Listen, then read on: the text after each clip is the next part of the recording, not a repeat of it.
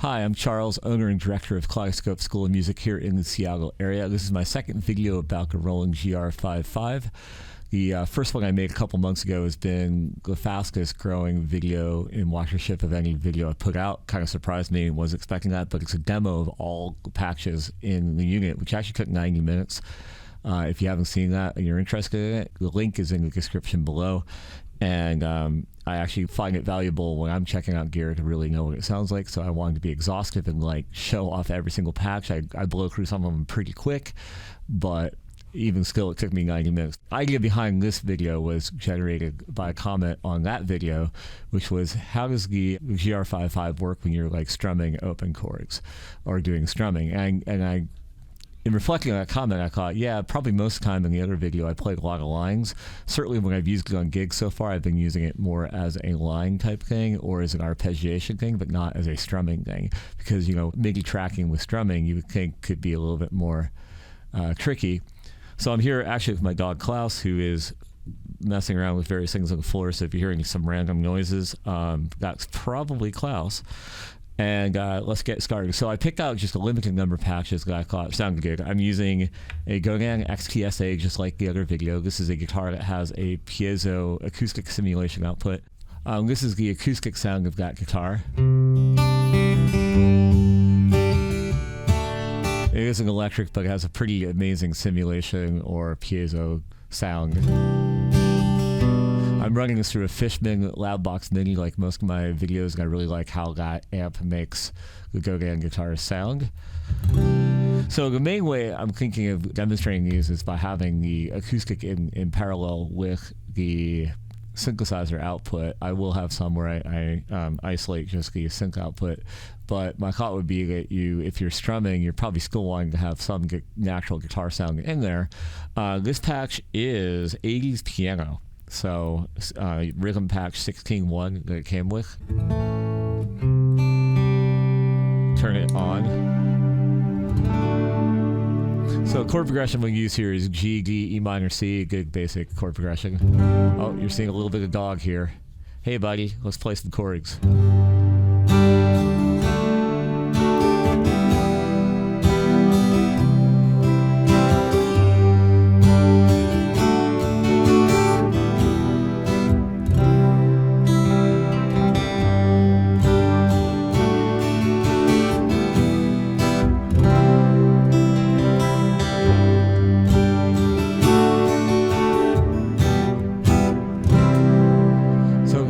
In the room, this is, which you might hear some of this, it's coming through a little Galaxy Hotspot, but I'm also running one of the outputs from GR-55 directly into the recording system. Here's if you turn the guitar's piezo output down.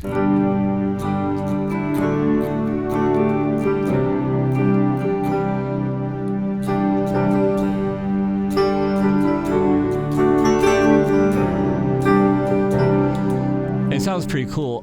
You do have to be careful how you play. Like, a guitar is a very percussive instrument, and when you're generating these MIDI signals, it's not as easy. You know, you have to kind of watch how you strum because it can be glitchy, and that's one reason why I feel like having some piezo sound in there can kind of cover that up. Even if you use less of it, you know, like, just kind of smooths that over a little bit. Okay, so patch number 2 is 20-1 rhythm bank. So let's go up to that one. Not hugely different than the last one, but let's see. So a little bit more subtle.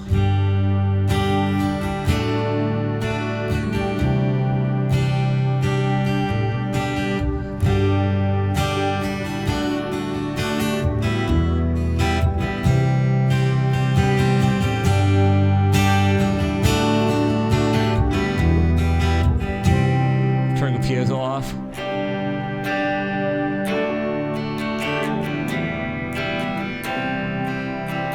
I think TE on that might stand for that there's a little bit of natural like simulated Telecaster, because this unit will do a whole bunch of like guitar sounds that are driven by the MIDI pickup.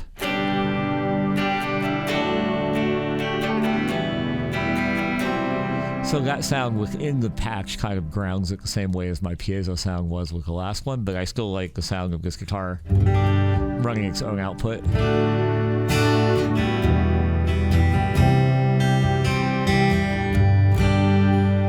Okay, so next one, this is Rhythm 32-2.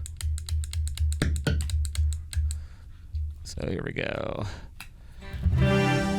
This one is got a brassier, kind of more in your face sound. So like, so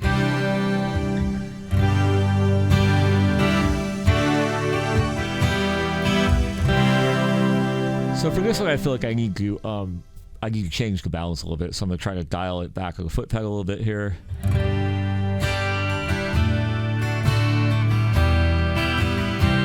So with a greater balance of guitar on this one, I think it sounds better.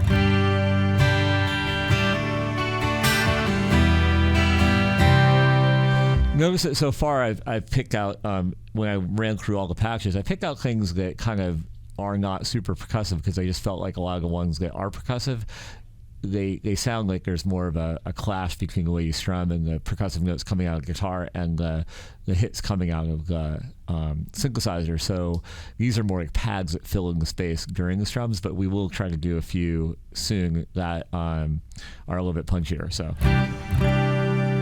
and then just this patch.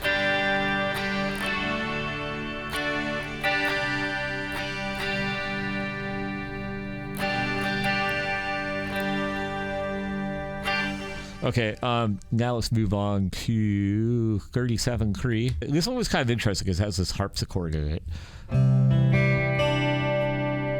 Not something you use for every song, but I thought it was kind of specific and neat.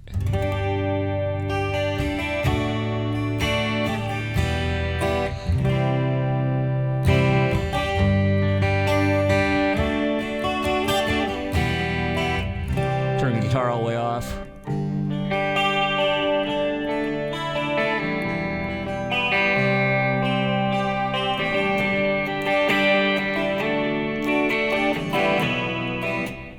Of course, this is another one that has a guitar element in the patch itself. It seems like the sampling off of this low string was getting out of tune. I don't know, it just seemed kind of weird there for a second. And then 40-2 here. This one's called Most Beautiful Guitar. So right now I've got the acoustic output off. This is just the synthesizer.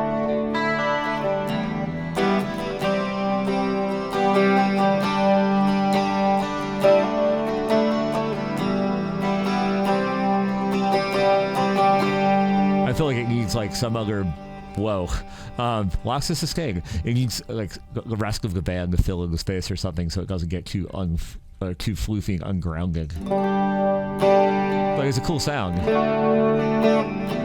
I could do without all of the endless sustain. Let's put the acoustic back in.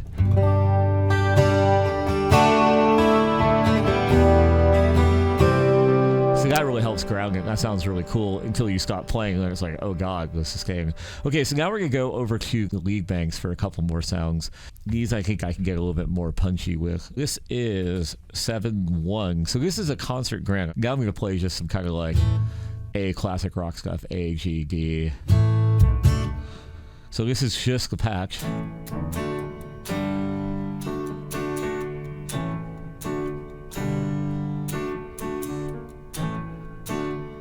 There's that little weird digital like MIDI trail off if you're not careful how you like release things. Like that was flubby.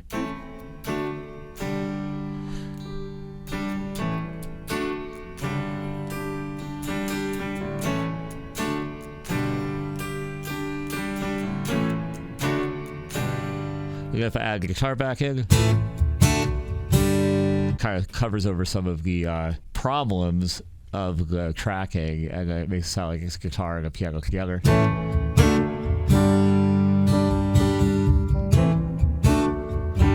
think my dog turned the volume knob up.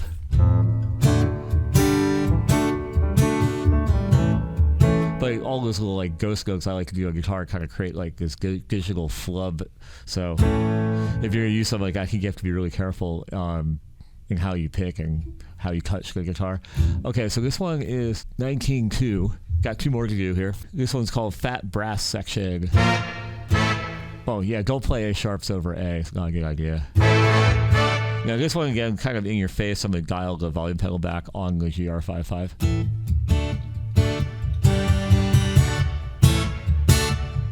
See, I think that's pretty useful.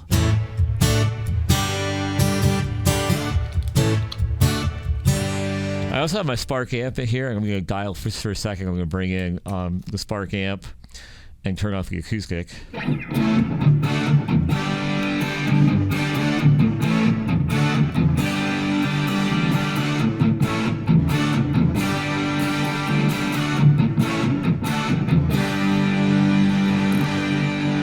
So that was kind of cool, right?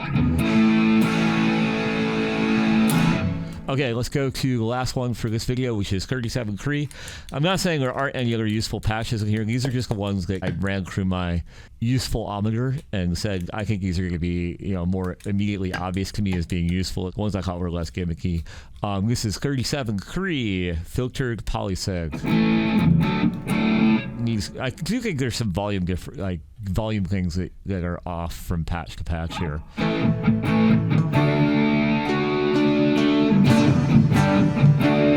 So they take the electric guitar out.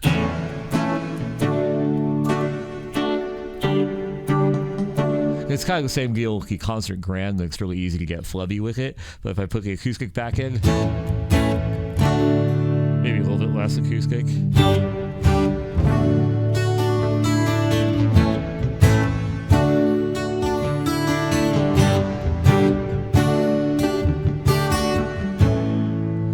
Okay, so those are my curated 8 strumming in sync with the GR-55 patches that I thought were worth checking out. So definitely check out my GR-55 every preset demo if you're interested in that.